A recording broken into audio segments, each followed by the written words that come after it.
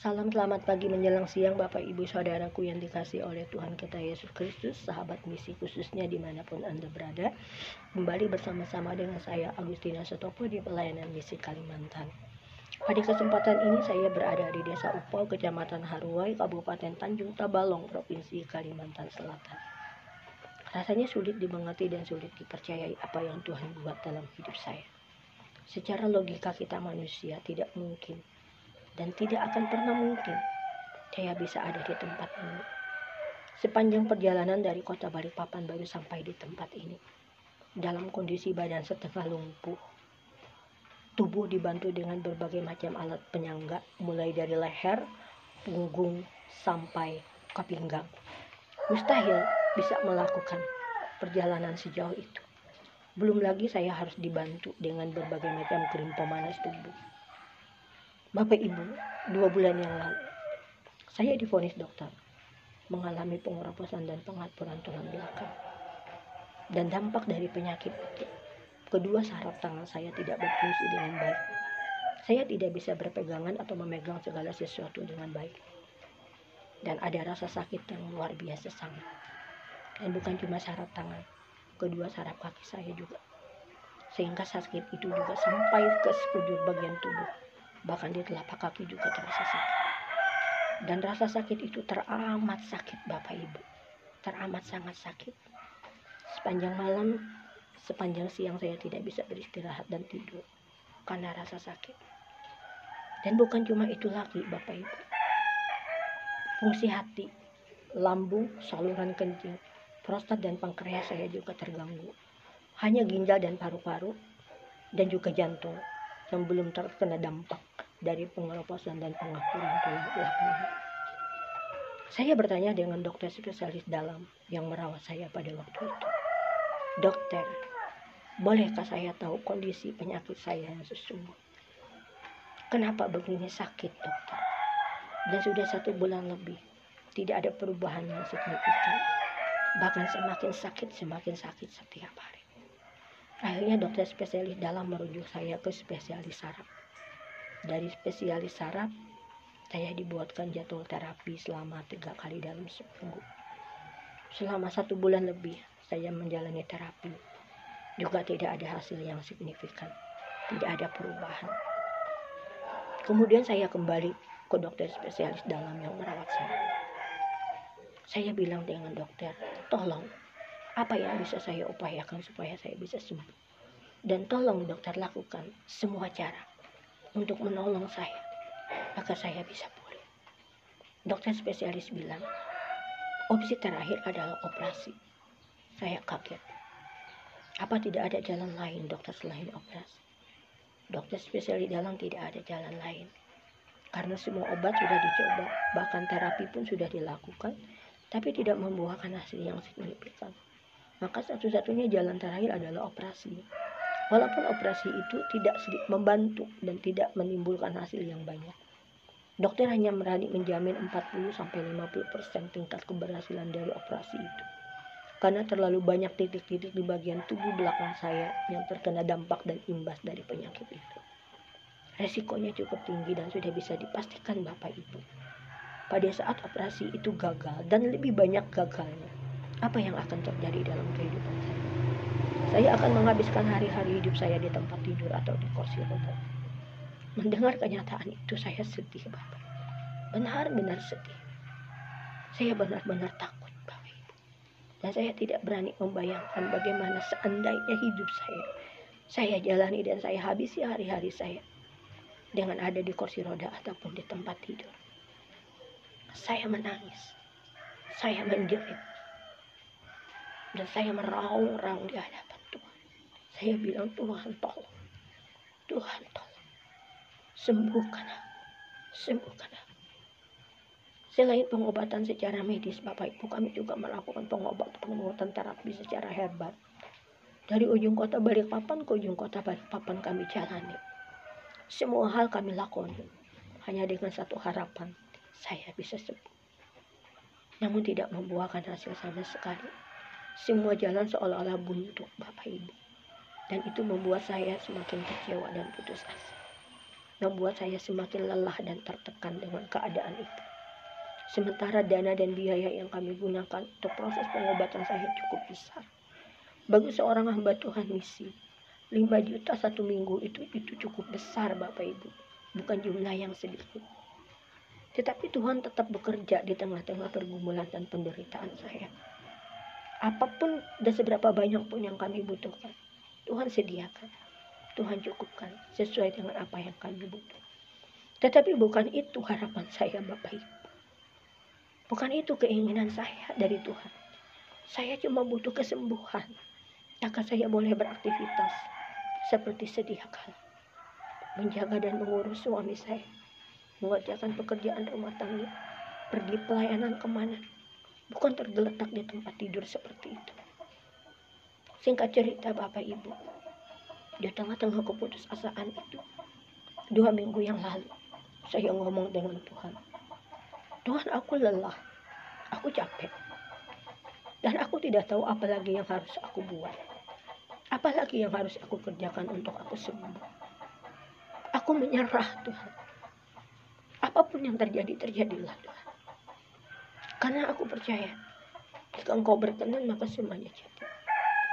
Sekarang Tuhan, apapun kata dokter-dokter itu, aku terima. Tetapi Tuhan, aku tahu dan aku percaya, Engkau dokter di atas segala dokter. Pengetahuan dan kemampuan dokter itu berasal daripada Tuhan. Mereka boleh mengklaim apapun atas saya, apapun atas hidup saya. Tetapi Tuhan, Engkau punya otoritas. Engkau punya kuasa untuk membatalkan apapun yang mereka katakan terhadap hidup saya. Karena semudah membalik telapak tangan. Jika pada saat ini Engkau berkenan aku sembuh Tuhan. Hanya dengan berfirman, maka semuanya jadi. Maka pada saat Tuhan Engkau katakan aku sembuh, detik ini pun aku bisa bangun, aku bisa berjalan. Tetapi jika Engkau tidak berkenan aku sembuh, atau Tuhan bilang tunggu, ataupun Engkau bilang tidak, beri aku kekuatan, beri aku kemampuan, dan beri aku kesabaran untuk menjalani dan melewati setiap proses ini. Ajar aku untuk berdamai dengan keadaan. Ajar aku berdamai dengan situasi ini Tuhan. Supaya aku tidak bisa bersyukur dan menikmati apapun yang sedang kujalani, apapun yang sedang kualami. Sampai singkat cerita Bapak Ibu, malam tanggal 31, suami saya bilang, sayang, besok tanggal 1 kita ada pelayanan, jadwal keberangkatan pelayanan ke Tanjung, Kalimantan Selatan. Terus saya bilang dengan suami saya, Papi, bagaimana mungkin saya bisa pergi pelayanan sejauh itu dengan kondisi tubuh yang seperti ini. Tubuh saya harus dibantu dengan berbagai macam alat penopang tubuh. Belum lagi berbagai macam krim pemanas tubuh. Sangat berisiko tinggi akan terjadi hal-hal yang buruk dalam kehidupan saya. Dan jika hal itu terjadi, Papi, apa yang terjadi? Saya tidak mungkin bisa, Papi. Kali ini Papi harus pergi sendiri, pelayanan sendiri. Terus suami saya bilang begini, Papi nggak akan pergi sendiri. Karena Tuhan utus kita bersama-sama. Bukan hanya utus Papi, tapi juga utus saya. Kita diutus bersama-sama untuk pelayanan ini. Terus suami saya bilang begini, pelayanan itu punya Tuhan. Yang nyuruh kita pergi juga Tuhan. Masa sih Tuhan gak bekali kita? Masa sih Tuhan gak perlengkapi dengan apa yang kita butuhkan? Setelah mendengar itu, tiba-tiba roh saya bangkit. Roh saya menyala. Dan saya teriak dengan Tuhan. Tuhan, aku aminkan apa yang barusan suami saya katakan. Pelayanan itu punyamu. Dan engkau yang suruh kami untuk pergi. Maka engkau punya kewajiban untuk memperlengkapi kami dengan apa yang kami butuhkan. Dan perlahan-lahan saya bangkit dari tempat tidur Bapak Ibu. Saya tidak pedulikan rasa sakit itu. Saya kemasi perlengkapan kami dan keperluan kami dalam pelayanan. Saya tumpuk di tempat tidur dan suami saya masukkan itu ke dalam koper.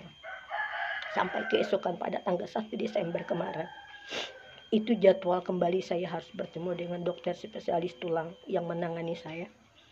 Dan dokter terus menunggu kapan kesiapan saya untuk melakukan operasi. Sampai saat ini kami masih menunda pengoperasian itu karena kami masih berharap Kalau ada jalan lain, kenapa saya harus dioperasi? Tuh operasi juga Tuhan tidak membantu, malah hanya memperparah keadaan dan membuat keadaan saya semakin buruk. Kenapa harus? Dan kami terus berusaha, Bapak Ibu. Terus berusaha. Sampai singkat cerita, pada tanggal 1 Desember kemarin, setelah menunggu sekian jam, dokter belum kunjung datang, dan suami saya telepon saya, sebentar lagi kita dijemput. Jam 1 kita berangkat. Bagaimana, sudah ketemu dokter apa belum? Saya bilang belum, Papi, belum ada dokter. Akhirnya Bapak Ibu, apa yang terjadi? Saya ngomong di rumah sakit dengan Tuhan. Hari ini Tuhan, kubatalkan rutinitas pengobatan saya dengan dokter.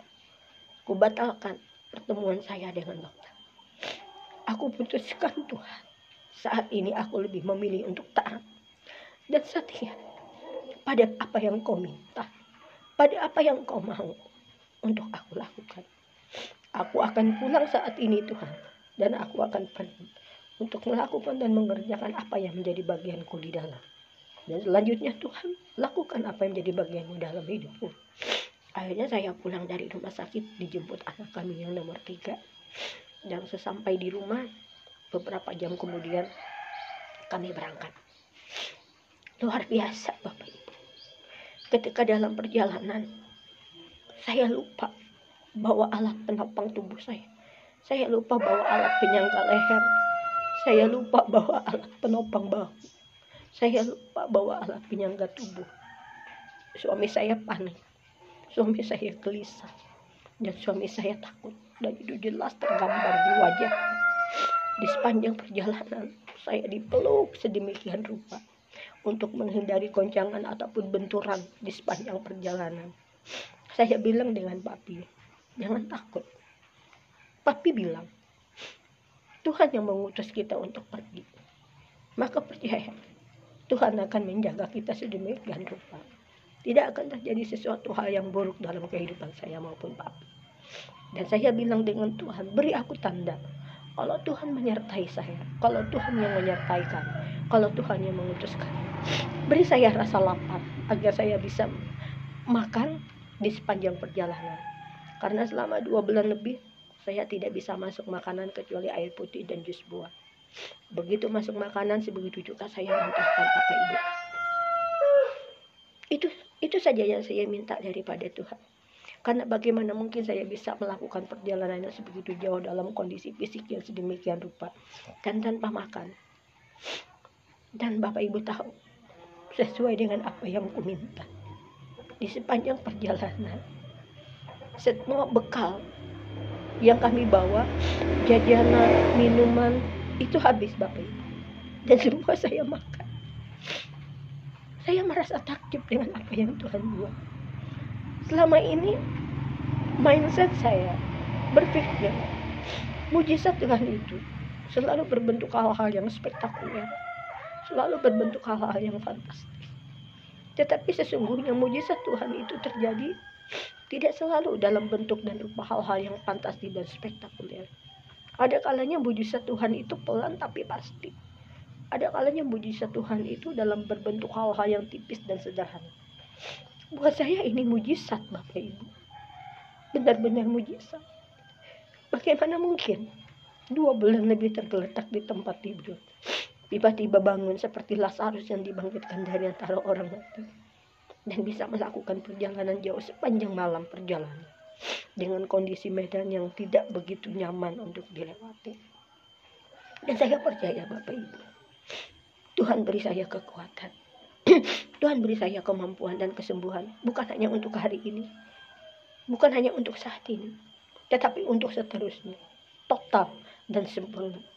Walaupun saya harus terus berproses dari hari ke hari, saya harus menjalani berbagai tahapan demi tahapan. Dan saya benar-benar merasa takjub dan kagum. Selama ini saya salah Bapak Ibu. Saya berpikir mujizat Tuhan itu terjadi sebegitu saja. Pada saat saya sembuh, saya langsung bisa melompat dan menang. Tetapi tidak selalu seperti itu Bapak Ibu. Melalui pengalaman pribadi saya kali ini dengan Tuhan, saya ingin menguatkan siapapun kita yang pada saat ini menyaksikan acara dalam kondisi sakit, dalam kondisi lemah tubuh apapun itu. Mari bangun kembali iman dan pengharapan kita kepada Tuhan. Bangun kembali kekuatan kita bersama-sama dengan Tuhan. Dan tetaplah percaya bahwa Tuhan sanggup memulihkan keadaan kita. Dan pada saat Tuhan memulihkan keadaan kita itu seperti orang-orang yang bermimpi. Saya percaya Tuhan yang saya alami pada saat ini adalah Tuhan yang sama. Dan Tuhan yang sama sanggup melakukan lebih dari apa yang kita pikirkan. Bukan hanya dalam kehidupan saya, tetapi dalam kehidupan Bapak Ibu yang menyaksikan acara ini. Doa saya, siapapun kita yang sedang dalam keadaan sakit yang menyaksikan acara ini, tetaplah percaya bahwa waktu Tuhan adalah yang terbaik. Dan pada kesempatan kali ini saya juga mengucapkan terima kasih untuk saudara-saudara seiman yang kekasih di dalam Tuhan, yang telah dengan tulus hati ikut terus mendoakan saya, sehingga saya boleh mengalami Tuhan secara nyata dalam kehidupan saya. Kepada keluarga besar Pelayanan Misi Kalimantan, keluarga besar Rumah Penginjilan Milenial, Miracle Prayer Room, dan siapapun saudara seiman di dalam Tuhan yang telah ikut serta mendoakan kesembuhan. Terima kasih, dan saya percaya setiap kebaikan kemurahan yang saya terima dan saya alami dari siapapun mereka yang dengan tulus menopang dan mendukung saya dan juga suami saya, Tuhan akan balas berlipat-lipat kali ganda. Pesan saya buat kita semua pada saat kesempatan kali ini, kadangkala dalam kondisi-kondisi yang sulit, dalam kondisi-kondisi yang sukar, seperti Rasul Paulus katakan, justru melalui kondisi dan keadaan yang sulit itu, Tuhan ingin bekerja, Tuhan ingin beracara, Tuhan ingin berkarya dalam kehidupan kita. Terima kasih buat semua yang sudah menyaksikan acara ini, dan sekali lagi yang sudah mendukung saya di dalam doa. Tuhan Yesus memberkati.